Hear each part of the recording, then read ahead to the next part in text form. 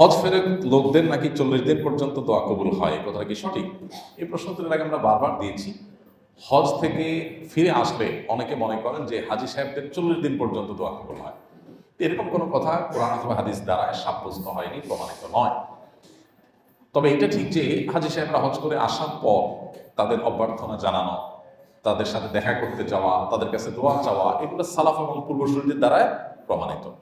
স্বয়ং নবী করিম সাল্লাল্লাহু আলাইহি ওয়াসাল্লাম যখন হজ করে ফিরে এসেছেন, তখন কিছু সাহাবী তাকে অভ্যর্থনা জানাতে এগিয়ে গিয়েছেন, তার সাথে সাক্ষাৎ করেছেন, তাকে ইস্তেকবাল করেছেন, অভ্যর্থনা জানিয়েছেন, ওয়েলকাম করেছেন। নবী সাল্লাল্লাহু আলাইহি ওয়াসাল্লাম সেটাকে ডিনাই করেন নাই। এখান থেকে বোঝা যায় যে হজ করে আসা মানুষ নিষ্পাপত্ব অর্জন করে, হজ্জে মাবরুর করে এসেছেন, এই সুধারণা বশত তার সাথে দেখা করতে যাওয়া, একজন নেকামলকারী মানুষ এসেছেন, নেকামল করে এসেছেন, অনেক নেকামল করে আসার সুযোগ হয়েছে, সে মানুষের সাথে সাক্ষাৎ করা, তার কাছে দোয়া নেওয়া এবং ইস্তেকবাল করা, এগুলো আমাদের সালাফ এবং পূর্বসূরি বলা স্বয়ং নবী করিম সাল্লাল্লাহু আলাইহি ওয়াসাল্লাম আমল দ্বারা প্রমাণিত। এটা ঠিক আছে, কিন্তু এর মানে এই না যে 40 দিনের একটা ফিক্স আপনার টাইম সময়সীমা বেঁধে দেওয়া হয়েছে যে এতদিন পর্যন্ত তার দোয়া কবুল হয়, এরকম কোনো কথা হাদিস দ্বারা প্রমাণিত নয়। হজের সময় কি পর্দার বিধানে কোনো শিথিলতা আছে? হজের সময় পর্দার বিধানে কোনো শিথিলতা নাই। আমাদের অনেক মা বোনরা হজ করতে যান কিন্তু পর্দা করেন না, অনেক পুরুষরা আছেন হজ করতে যান চোখের পর্দা করেন না, তাদের হজ নষ্ট হয়, হজের থেকে সওয়াবের চাইতে গুনাহ তাদের বেশি হবে। তো এই জন্য মা বোনরা যারা হজ করতে যাবেন তারা আগে ভাগে পর্দা প্রশিদা করার প্ল্যান করে যাবেন। আপনার পর্দাহীনতা অনেক পুরুষের আমল নষ্ট করবে, তাদের হজকে নষ্ট করবে, যেন আপনি দায়ী থাকবেন। এই জন্য আল্লাহর ওয়াস্তে হজ করতে যাওয়ার আগে পর্দার বিধানগুলো তারা বুঝে যাবেন।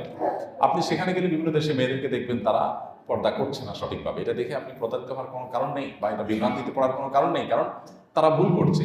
কারণ ভুলটা আপনার জন্য রেফারেন্স হতে পারে না, আপনি কারো ভুলকে অনুসরণ করতে পারেন না।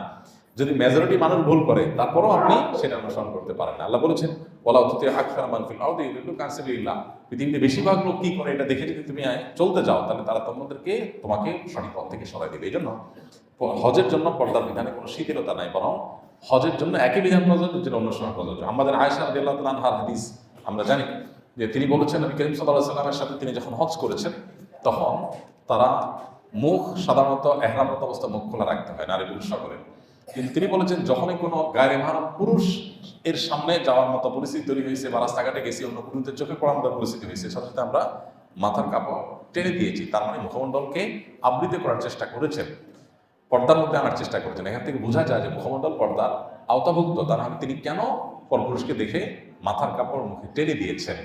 এই জন্য মা বোনদের আজকাল যে লক্ষ লক্ষ মানুষ হজ করে, এখানে রুমের বাইরে যখনই আপনি যাবেন রাস্তাঘাটে বা হজের বিভিন্ন কাজ করতে, তখন অবশ্যই আপনার মুখের যে সৌন্দর্য সেটাকে আপনাকে আবৃত করার চেষ্টা করতে হবে।